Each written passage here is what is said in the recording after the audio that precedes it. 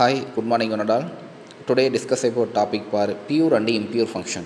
நாம் போன previous classல pure என்ன impure என்ன difference between the pure and impure function அப்படின்ற content எல்லாமே பார்த்திருந்தோம். இந்த pure and impureல நம்ம பார்க்காத ஒரே ஒரு டாபிக் என்ன சார் அப்படினா ஒரு அல்காரிதம் ஒன்னு கொடுத்திருக்காங்க. அந்த அல்காரிதம் என்னன்றதை நம்ம பார்த்துப்போம். சரிங்க சார்.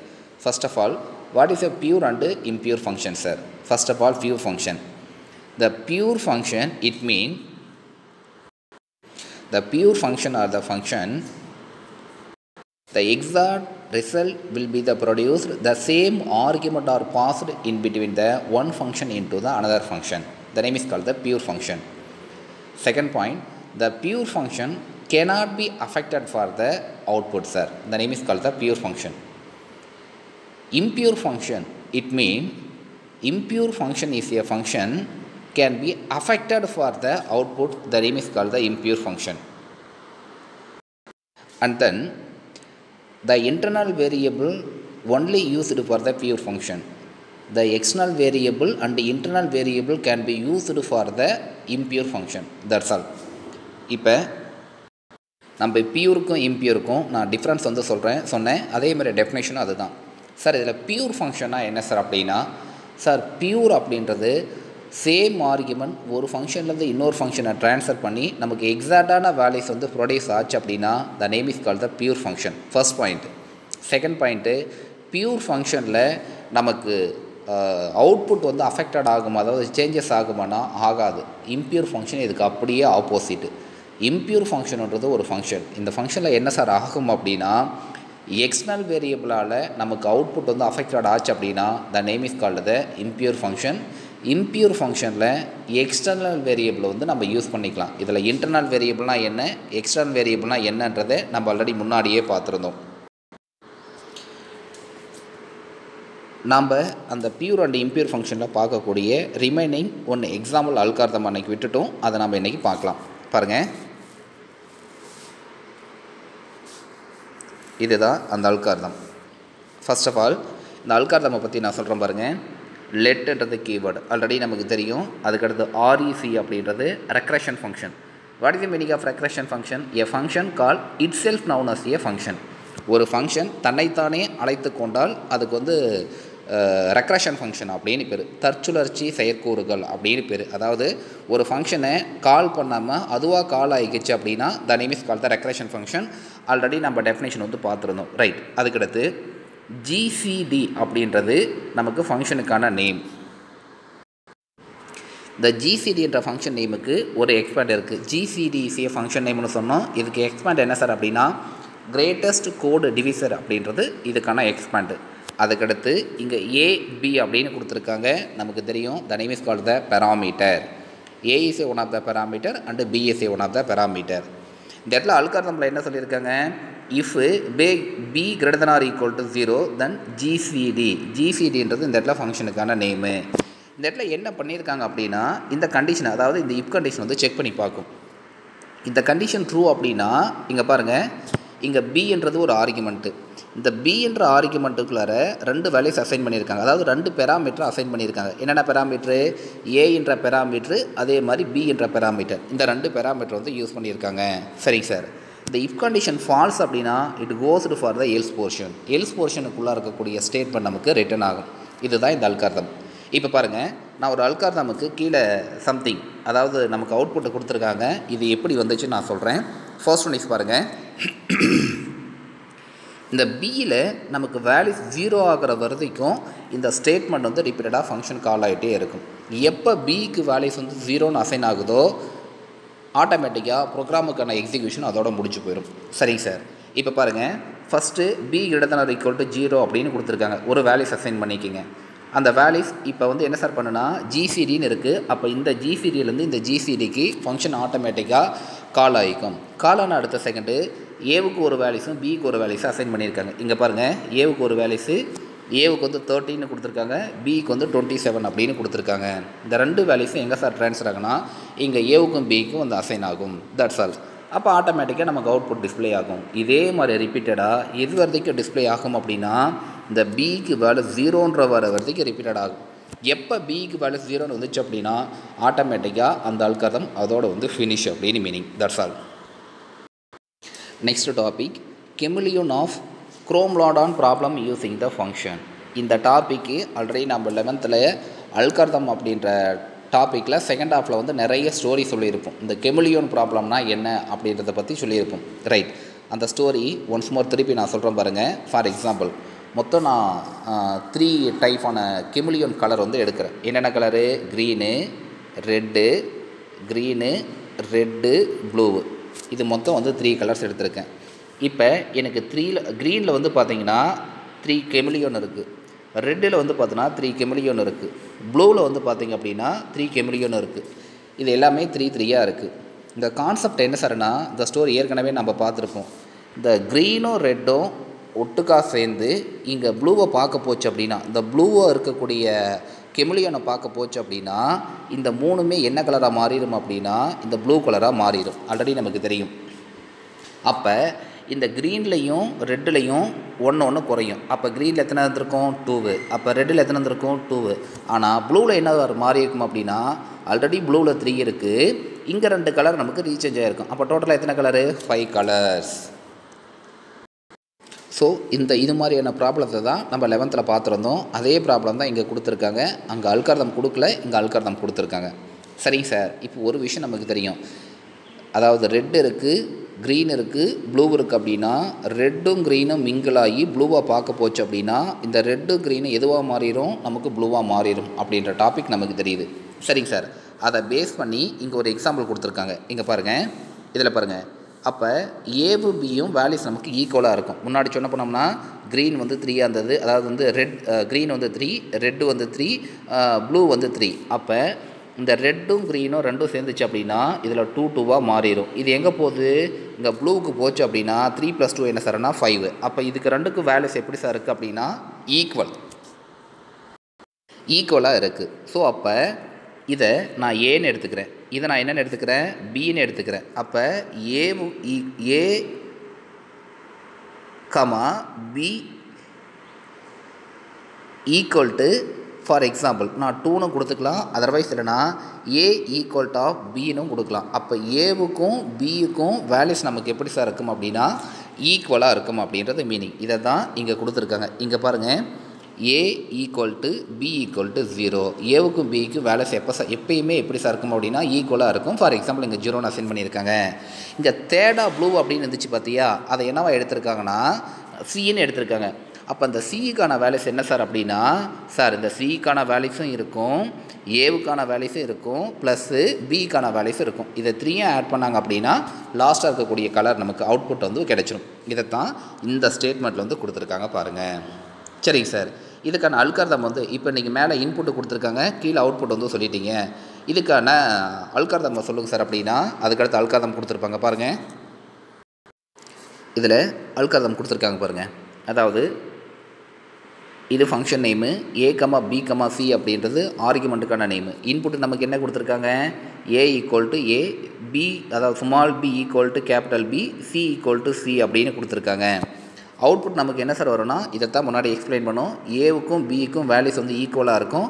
சிக்கான வேல்யூஸ் எப்படி சார் இருக்குன்னா ஏவுக்கான வேல்யூஸு, பிக்கான வேல்யூஸு, சிக்கான வேல்யூஸ் 3யும் ஆட் பண்ணாங்க அப்படின்னா நமக்கு இந்த சிக்கான வேல்யூஸ் நமக்கு கிடச்சிரும். இதில் பாருங்கள், இந்த இடத்துல ஒயில் கண்டிஷன் கொடுத்துருக்காங்க. இந்த ஒயிலுக்குள்ளார ஏவுக்கு ஒரு வேல்யூஸ் அசைன் பண்ணுறீங்க. ஃபார் எக்ஸாம்பிள் நம்ம என்ன கொடுத்துருக்கோன்னா 2ன்னு கொடுத்துருக்கோம் அப்படின்னு வச்சுக்கோங்க. அப்போ 2 > 0 அப்படின்னு இருக்குது. கண்டிஷன் ட்ரூவாக ஃபால்ஸ்னா கண்டிஷன் ட்ரூ அப்படின்னா இப்போ ஏவுக்கு வேல்யூஸ் வந்து 2 அப்படின்னா பிக்கு எப்படி இருக்கும்? இங்கே நம்ம ஒரு கான்செப்ட் சொல்லியிருப்போம், ஏவுக்கு பிக்கும் எப்படி வேல்யூஸ் இருக்கும்? ஈக்குவலாக இருக்குமா? அப்போ ஏவுக்கு வேல்யூஸ் வந்து 2 அப்படின்னா பிக்கும் வேல்யூஸ் வந்து 2 அப்படின்னு இருக்கும். அப்போ சிக்கான வேல்யூஸ் எப்படி சார் இருக்கும் அப்படின்னா அதுக்கடுத்த ஸ்டேட்மெண்ட் பாருங்கள், ஏ மைனஸ் 1. அப்போ ஏவில் ஆல்ரெடி நம்ம 2ன்னு இருக்குது. இப்போ என்ன சார் வந்திருக்கும்னா 1 வந்து ரெடியூஸ் ஆகி 1ன்னு இருக்கும். பியில் ஆல்ரெடி 2ல் இருக்குது, 1 ரெடியூஸ் ஆகி 1 வந்திருக்கும். ஏ மைனஸ் 1 கமா பி மைனஸ் 1. அப்போ ஏவில் 1 ரெடியூஸ் ஆகிருக்கும், பியில் 1 ரெடியூஸ் ஆகிருக்கும். இந்த இடத்துல பாருங்கள், சியில் 2 இன்க்ரீஸ் ஆகிருக்கும். ஏன்னா ஆல்ரெடி நம்ம சொல்லியிருக்கோம் green, otherwise green comma red comma blue. இதில் 3 இருக்குது, இதில் 3 இருக்குது, இதில் 3 இருக்குது. இந்த க்ரீனும் ரெட்டும் சேர்ந்துச்சு அப்படின்னா, ரெண்டும் சேர்ந்து ப்ளூவை பார்க்க போச்சு அப்படின்னா இந்த ப்ளூ கலராகவே மாறிடும். அப்போ இதில் 2 இருக்கும், இதில் 2 இருக்குது, இதில் 5 இருக்குன்னு சொன்னோமா இல்லையா? அதே கான்செப்ட் தான் இங்கே. அப்போ ஏவில் ஒரு வேல்யூஸ் வந்து ரெடியூஸ் ஆகுது, பியில் ஒரு வேல்யூஸ் வந்து ரெடியூஸ் ஆகுது, சியில் வந்து பார்த்தீங்கன்னா 2 வேல்யூஸ் வந்து இன்க்ரீஸ் ஆகுது. That's all. இவ்வளோ தான் கெமிலியோன் ப்ராப்ளம். இதை தான் இங்கே அல்காரிதமாக கொடுத்துருக்காங்க. இதையே லூப்பிங் ஸ்டேட்மெண்ட்டாக கொடுக்குறாங்க. ஃபர்ஸ்ட் ஒன் இஸ் பாருங்கள், அதாவது ஐட்ரேஷன் ஸ்டெப்பில் கொடுத்துருக்காங்க. ஒயில் லூப்பை பேஸ் பண்ணி ஃபஸ்ட்டு ஏவுக்கு வேல்யூஸ் வந்து 4, பிக்கு வேல்யூஸ் வந்து 4. அப்போ ஃபஸ்ட்டு ரெக்கரேஷனில் நமக்கு என்ன சார் ஆகும் அப்படின்னா, அதாவது இந்த ஒயில் லூப் எப்படி எழுதியிருப்பாங்கன்னா, இங்கே பாருங்கள், 4 இருந்தனார் ஈக்குவல் டு இங்கே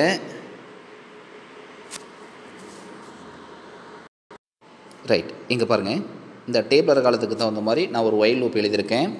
இங்கே 0 லெஸ்தனார் ஈக்குவல் டு ஐன்னு கொடுத்துருக்காங்க. ஐக்கு என்ன வேல்யூஸ் அசைன் பண்ணியிருக்கேன்னா, நான் 0ன்ற வேல்யூஸ் வந்து அசைன் பண்ணியிருக்கேன். சரிங்க சார். இப்போ ஐக்கு வேல்யூஸ் வந்து நான் 4 அப்படின்னு கொடுத்துருக்கேன்.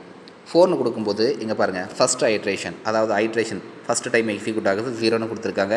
நான் ஏவுக்கு என்ன வேல்யூஸ் கொடுத்துருக்காங்க அப்படின்னா, பிகினிங் 4ன்னு கொடுத்துருக்காங்க, பிக்கு என்ன வேல்யூஸ் கொடுத்துருக்காங்க 4ன்னு கொடுத்துருக்காங்க, சிக்கு என்ன வேல்யூஸ் கொடுத்துருக்காங்க அப்படின்னா 4ன்னு கொடுத்துருக்காங்க. அதாவது ஃபஸ்ட்டு க்ரீனு நம்ம முன்னாடி சொன்ன மாதிரி, அதுக்கப்புறம் ப்ளூவு இல்லை ரெட்டு, அதுக்கடுத்து பார்த்திங்கன்னா ப்ளூவு. இப்போ நம்மளுடைய கணக்குலையே க்ரீனுக்கு என்ன வேல்யூ கொடுத்துருக்காங்க, க்ரீனை வந்து நான் ஏன்னு எடுத்திருக்காங்க, ரெட்டை வந்து பின்னு எடுத்திருக்காங்க, ப்ளூவை வந்து சின்னு எடுத்திருக்காங்க. சரிங்க சார். இப்போ ரெட்டு, அதாவது வந்து க்ரீனும் ரெட்டும் எதை பார்க்க போகுது, ப்ளூவை பார்க்க போகுது. ப்ளூவை பார்க்க போச்சு அப்படின்னா 2 இன்க்ரீஸ் ஆகும். எதில், ப்ளூவில். எதில் 2 குறைஞ்சிருக்கும், இந்த க்ரீன்லேயும் ரெட்லேயும் 2 குறைஞ்சிருக்கும். எதில் இன்க்ரீஸ் ஆகிருக்கும், ப்ளூவில் வந்து இன்க்ரீஸ் ஆகிருக்கும். இதே கான்செப்ட் தான். இது எத்தனை டைம் எக்ஸிக்யூட் ஆகுனா, இது எப்படி சார் எக்ஸிக்யூட் ஆகுனா, இது மாதிரி ஒயில் லூப்பில் நான் ஒரு ஒயில் லூப்பு போட்டிருக்கேன். 0 லெஸ்தனார் ஈக்குவல் டு ஐன்னு கொடுத்துருக்காங்க. இந்த இடத்துல நான் ஐக்கு என்ன வேல்யூஸ் எடுத்திருக்கேன் அப்படின்னா, இங்கே பாருங்கள், நான் 4ன்னு எடுத்திருக்கேன்.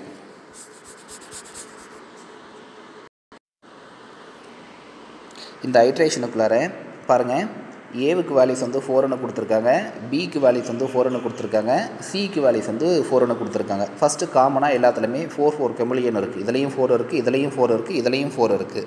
சரிங்க சார். அதுக்கடுத்து பாருங்கள், இப்போ ஏவும் பியும், அதாவது இது வந்து க்ரீனுன்னு வச்சுக்கங்க, இது ரெட்டுன்னு வச்சுக்கங்க, இது ப்ளூ அப்படின்னு வச்சுக்கங்க கெமிலியோன்.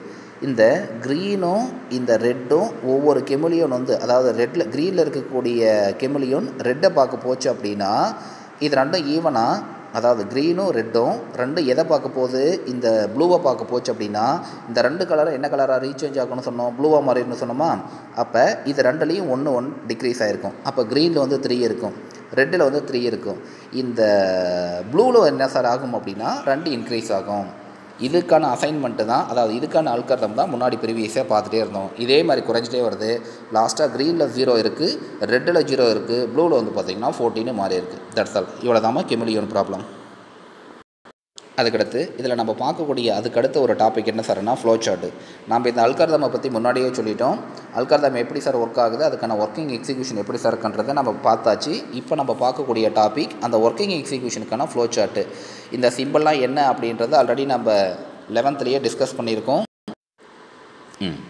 கவனிங்க, இந்த flow chart already 11th discuss பண்ணியிருக்கோம். இது ஏபிசி அப்படின்றது 3 வேல்யூஸ் இன்புட்டாக கொடுக்கறதுக்காக, இது கண்டிஷனை செக் பண்ணி பார்க்குறதுக்காக, இது அவுட்புட் வந்து டிஸ்பிளே பண்ணுறதுக்காக, இது body of the portion. Already நம்ம பார்த்த அல்காரிதமுக்கு ஃபுல்லாக ஃப்ளோ சார்ட் கொடுத்துருக்காங்க, அதை பார்த்துக்குங்க. இதோட இந்த சாப்டர் உங்களுக்கு முடிஞ்சதுப்பா. First chapter okay done. இந்த ஃபஸ்ட்டு சாப்டரில் உனக்கு புக் பேக் கொஷின்ஸ் வந்து என்னென்ன கொஷின் அப்படின்றத நான் முன்னாடியே மார்க் பண்ணி கொடுத்துருந்தோம். ஒவ்வொரு டாப்பிக்காக நான் நடத்தும் போது இதெல்லாம் புக் பேக் கொஷின் படிச்சுக்குப்பா அப்படின்னு சொல்லிட்டு வந்தோம். அதை நல்லா தெளிவாக பார்த்துக்க. அதுக்கடுத்து புக் பேக் வந்து 1 மார்க் கொஷின் இருக்கும்பா. அந்த 1 மார்க் கொஷினுக்கு நான் இப்போ ஆன்சரை மார்க் பண்ணுறேன். கையில் புக்கு வச்சுருந்ததுன்னா நீ புக்கில் மார்க் பண்ணிக்க, அப்படி இல்லைனா நீ நோட்டில் வந்து ரைட் பண்ணிக்க. என்ன ஓகேவா? இப்போ பாருங்கள் 1 மார்க் பார்ப்போம். 1 மார்க் ஆன்சரை மட்டும் நான் அப்படியே மார்க் பண்ணுறேன் பாருங்கள். கவனிப்பா, புக் பேக் கொஷின் இருக்குது. நீ அப்படியே யூடியூப்பில் இந்த வீடியோவை பார்க்கும்போது இதை பாஸ் பண்ணி அப்படியே 1 மார்க் கொஷின் வந்து எழுதிக்க. என்ன, இதில் 9 கொஷின் கொடுத்துருக்காங்க. இந்த 9 கொஷினுக்கும் நான் உனக்கு ஆன்சர் வந்து மார்க் பண்ணியிருக்கேன். அப்படியே பார்த்துக்குப்பா.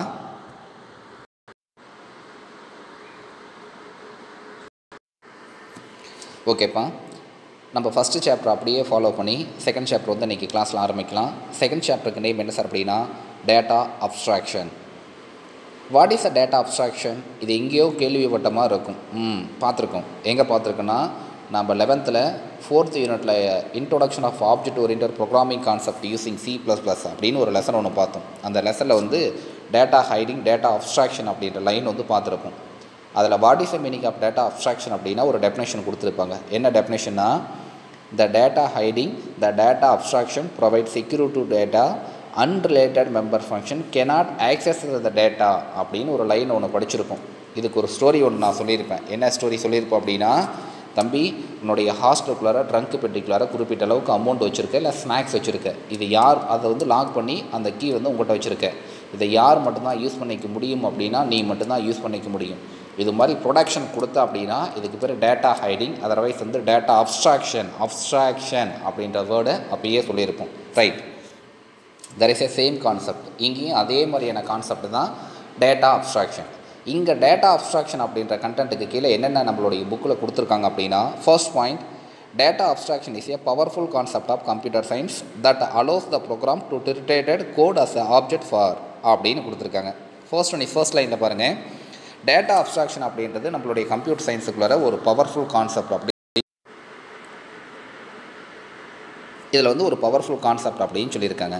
அதுக்கடுத்து இந்த நம்ம புக்கோடைய லைனை பார்க்குறதுக்கு முன்னாடி இதில் பாருங்கள், computer science that allows the program treat code as the object, for example car object, pencil object, people objects and etcetera.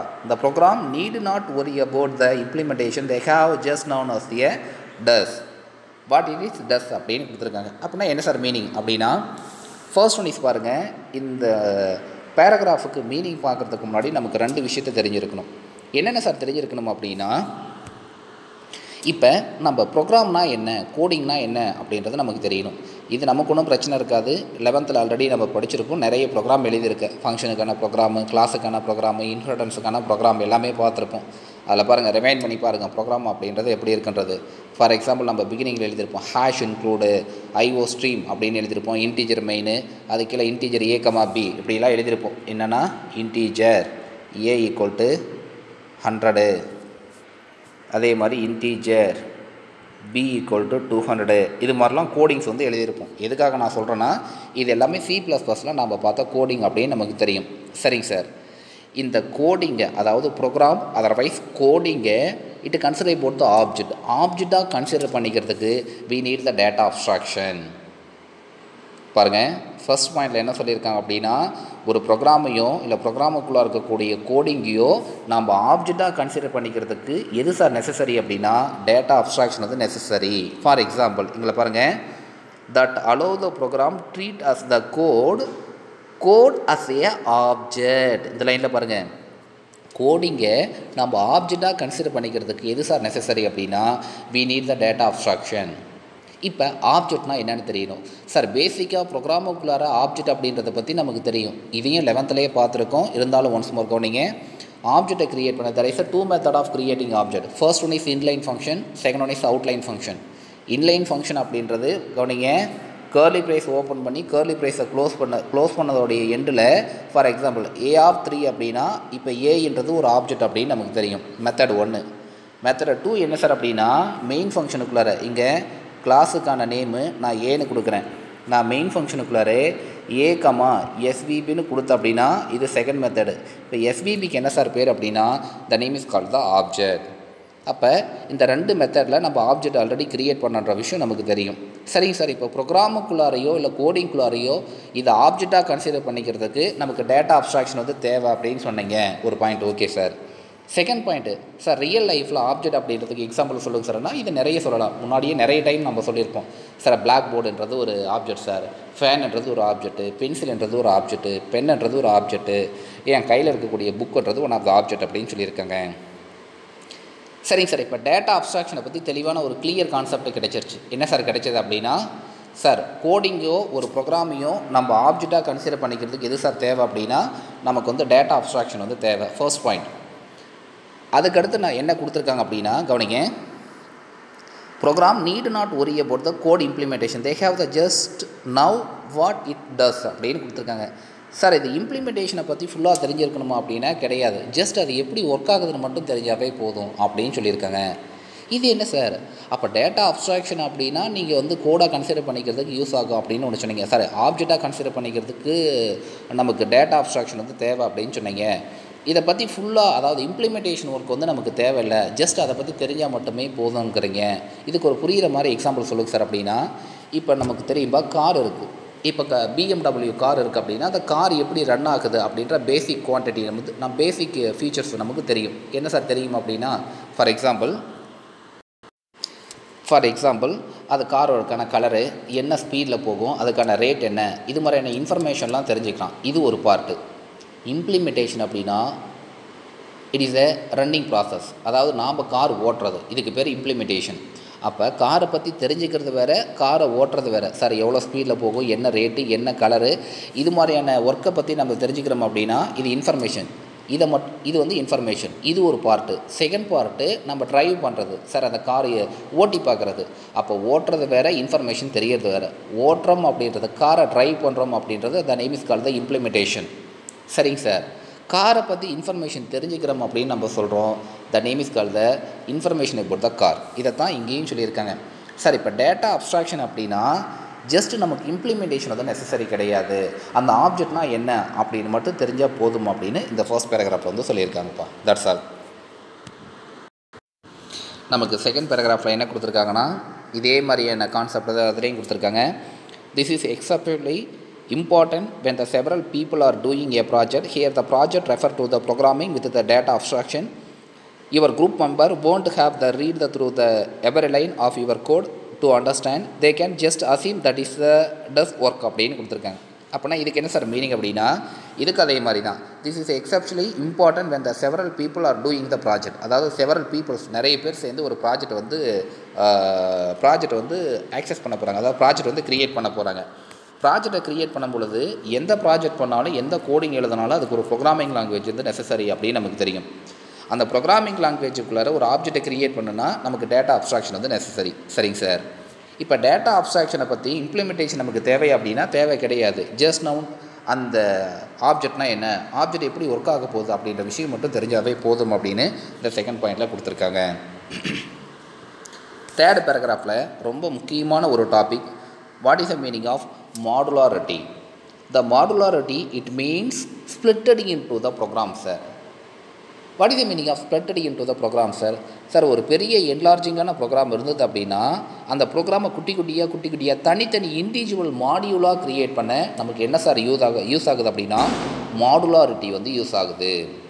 இந்த மாடுலாரிட்டியை எது சார் ப்ரொவைட் பண்ணுதுன்னா அப்ஸ்ட்ராக்ஷன் வந்து ப்ரொவைட் பண்ணுது. அப்போ ஃபஸ்ட்டு பாயிண்ட்டு மாடுலாரிட்டி அப்படின்னா என்னென்னு தெரிஞ்சிருக்கணும்.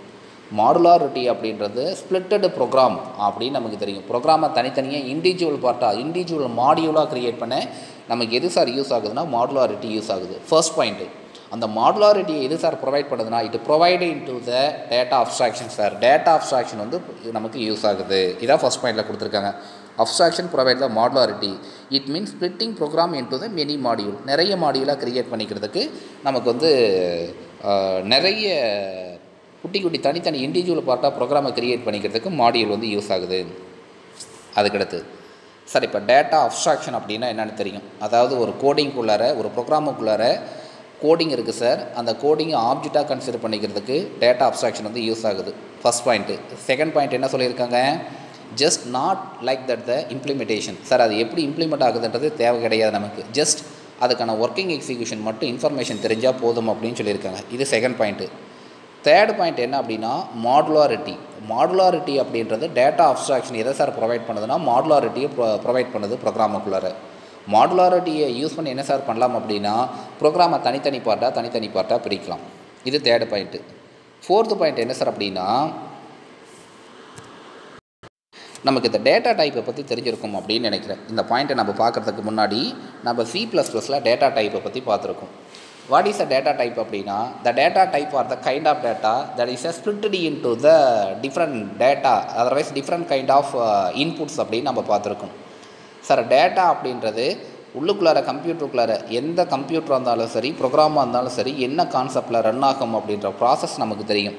என்ன கான்செப்டில் ரன் ஆகுது சார் அப்படின்னா இன்புட்டு கொடுக்குறோம், ப்ராசஸ் ஆகுது, அவுட்புட் நமக்கு டிஸ்பிளே பண்ணுறோம். So like that the input. இப்போ இன்புட்டுக்கு வரோம் சார், இன்புட்டு கொடுக்குறோம் அப்படின்றோம். இன்புட் வந்து கம்ப்யூட்டருக்கு கொடுக்க நிறைய டைப்பான இன்புட் இருக்குது. அதாவது ஹோல் நம்பர் இருக்குது, டெசிமல் பாயிண்ட்ஸஸ் இருக்குது, கேரக்டர் இருக்குது, ஸ்ட்ரிங் இருக்குது. இது எல்லாமே நம்ம காமனாக கொடுக்கறதுக்கு கம்ஃபர்டபுள் இருக்காது. ஸோ இந்த ப்ராப்ளத்துக்காக தான் ப்ரோக்ராமிங் லாங்குவேஜுக்குள்ளார டேட்டா டைப் அப்படின்ற ஒரு கான்செப்டை கொண்டு வந்திருக்காங்க. தனித்தனியாக ஸ்ப்ளிட் பண்ணுறது. இதுக்கு ஒரு தெளிவான ஒரு ஸ்டோரி சொல்லாமல் அப்படின்னா, ரூமில் வந்து ஒரு 100 மெம்பர்ஸ் இருக்காங்க. 100 மெம்பர்ஸும் அட் டைமில் நம்ம வந்து வெளியில் ஏற்றுறோம். வெளியில் ஏற்றுறதுக்கு கொஞ்சம் காம்ப்ளிகேட்டடாக இருக்கும். ஆனால் இதே ஒர்க்கை நான் கொஞ்சம் மாடிஃபை பண்ணுறேன். என்ன அப்படின்னா, 100 மெம்பரை நான் 10 மெம்பராக ஒவ்வொரு ரோவாக க்ரியேட் பண்ணுறேன். இப்போ நான் ஒவ்வொரு ரோவாக நான் வெளியில் அனுப்பிச்சேன் அப்படின்னா ஈஸியாக வந்து அந்த 100 மெம்பர் ஒரு ஃப்ராக்ஷன், ஒரு குறிப்பிட்ட டைமிங்குள்ளார நம்மளால் வெளியில் போக முடியும். இதே கான்செப்டை தான் ப்ரோக்ராமிங் லாங்குவேஜுக்குள்ளார டேட்டாவை நம்ம இன்புட்டாக கொடுத்தோம் அப்படின்னா கம்பைலருக்கு சம் ஸ்ட்ரகிள் வந்து க்ரியேட் ஆகும். ஸோ இந்த ப்ராப்ளத்தை சால்வ் பண்ணுறதுக்காக தான் ப்ரோக்ராமிங் லாங்குவேஜுக்குள்ளார டேட்டா டைப் அப்படின்னு கொண்டு வந்தாங்க. இந்த டேட்டா டைப்பில் வந்து பார்த்தோன்னா பேசிக்காகவே நம்மளுடைய C++ல் மொத்தம் 3 டைப்பு வந்து பார்த்துருப்போம். என்னென்னா user defined data type, building data type, derived data type அப்படிலாம் பார்த்துருப்போம். சரிங்க சார். அதில் ஸ்ட்ரக்சரு, யூனியனு, கிளாஸு, எனுமரேஷன் அப்படின்னு ஒரு டேட்டா டைப்பை பற்றி பார்த்துருக்கோம். எதுக்காக அப்படின்னா இந்த ஸ்ட்ரக்சரும் யூனியன்ன்றது என்ன சார்னா one of the data type sir. அதுக்காக தான் இங்கே சொல்லியிருந்தோம். இங்கே பாருங்கள், இந்த லைனில் பாருங்கள், structure, classes, structure are the represent the abstract data type sir. இப்போ எதுக்காக நான் சொல்லியிருந்தேன் அப்படின்னா இந்த ஸ்ட்ரக்சர் அப்படின்றதும் கிளாஸஸ்ன்றதும் என்னென்னா one of the data type sir. இந்த டேட்டா டைப் என்ன சார் பண்ணுது அப்படின்னா அப்ஸ்ட்ராக்ட் டேட்டா டைப்பை வந்து ப்ரொவைட் பண்ணுது. The classes and structure are represent the abstract data type sir. ADT abstract data டைப்பை வந்து ரெப்ரசன்ட் பண்ணி ப்ரொவைட் பண்ணுது அப்படின்னு சொல்லியிருக்காங்க. இப்போ அப்ஸ்ட்ராக்ட் டேட்டா டைப் அப்படின்றது என்னது பாருங்கள். இப்போ ADT அதாவது அப்ஸ்ட்ராக்ட் டேட்டா டைப் அப்படின்னா என்னென்னு பார்க்க போகிறோம். சரிங்க சார். இந்த இடத்துல அப்ஸ்ட்ராக்ட் டேட்டா டைப்னா என்ன சார் அப்படின்னா abstract data type is a type of object whose behavior and defined the values and set of operation. இது ஒரு 2 மார்க் கொஷினு book back. What is ADT abstract data type sir? Abstract data டைப்னா என்னன்றனா ADT is one of the data types sir. The ADT data type that can be divided into the values and behavior the values. அதாவது ஒரு வேரியபிளுக்கான வேல்யூஸும் அதுக்கான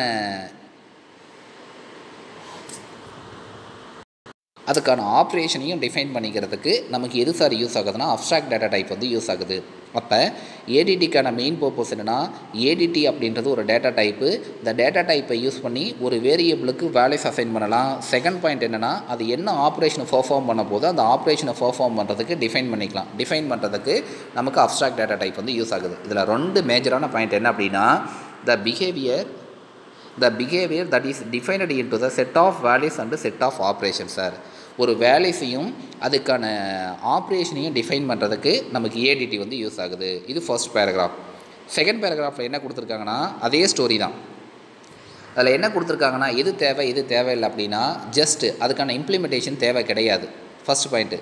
எது தேவை அப்படின்னா just noun the information. அதுக்கான இன்ஃபர்மேஷனை மட்டும் தெரிஞ்சாவே போதும். ஒரு ஆப்ஜெக்ட் இருக்குன்னா அந்த ஆப்ஜெக்ட்டுக்கான வழிமுறைகள் தெரிஞ்சால் போதும். அது ஹவு டு இம்ப்ளிமெண்ட், அது எப்படி இம்ப்ளிமெண்ட் பண்ண போகிறோம் அப்படின்ற இன்ஃபர்மேஷன் தேவையான நெசசரி வந்து கிடையாது அப்படின்னு சொல்லியிருப்பாங்க.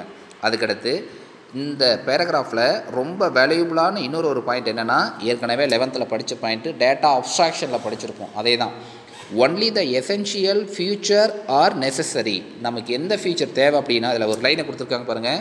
The processing provide the only essential and hiding detail are known as a abstraction. நமக்கு தேவையான டேட்டாவை மட்டும் எடுத்து வியூ பண்ணிவிட்டு ரிமைனிங் இருக்கக்கூடிய டேட்டாவை ஹைட் பண்ணி வைக்கக்கூடிய ப்ராசஸ்க்கு என்ன சார் பேருனா the name is called the abstraction, otherwise data abstraction. அப்போ ப்ரோக்ராமுக்குள்ளார நமக்கு எதெல்லாம் தேவையான இன்ஃபர்மேஷனை மட்டும் வியூ ஆகணும், ரிமைனிங் இருக்கிறது எல்லாமே வந்து ஹைடாக இருக்கணும். அப்படின்னா இந்த கான்செப்ட்டுக்கு இந்த ப்ராசஸ்க்கு என்ன சார் பேர் அப்படின்னா த name is called the data abstraction. அவ்வளோதாங்க. இந்த பேராகிராஃபோட நமக்கு அந்த மேஜரான கான்செப்ட் வந்து முடிஞ்சு போச்சு. அதுக்கடுத்து என்ன சொல்லியிருக்கான் அப்படின்னா கவனிங்க. இந்த பேராகிராஃபில் பாருங்கள் என்ன ஸ்டேட்மெண்ட்டு கொடுத்துருக்காங்கன்னா அதை ரெப்ரசன்ட் பண்ணுறதுக்கோ இல்லை ஆப்ரேஷன் இம்ப்ளிமெண்ட் பண்ணுறதை பற்றியோ நமக்கு வந்து எக்ஸ்பிளைன் பண்ணலை அப்படின்னு கொடுத்துருக்காங்க. அதாவது abstract data type how to implement அப்படின்ற விஷயத்தை எதுவுமே கொடுத்துருக்க மாட்டாங்க அப்படின்னு சொல்லியிருக்காங்க. பேசிக்காகவே அதாவது நம்மளுடைய அப்ஸ்ட்ராக்ட் டேட்டா டைப்பை எப்படி சார் இம்ப்ளிமெண்ட் பண்ண போகிறோம் அப்படின்றத கீழே வந்து 2 டைப்பு மூலிமா நம்ம இம்ப்ளிமெண்ட் பண்ணலாம் அப்படின்னு சொல்லியிருக்காங்க. ஃபர்ஸ்ட் ஒன் இஸ் என்னென்னா singly linked list, second one is பார்த்தோன்னா doubly linked list, stack like that the stack at the queue அப்படின்னு சொல்லியிருக்காங்க. இதில் எக்ஸாம்பிளுக்காக நான் ஒன்று மட்டும் சொல்கிறேன் பாருங்கள். இங்கே நான் ஸ்டாக்கை பற்றி மட்டும் நான் சொல்கிறேன், கவனிங்க.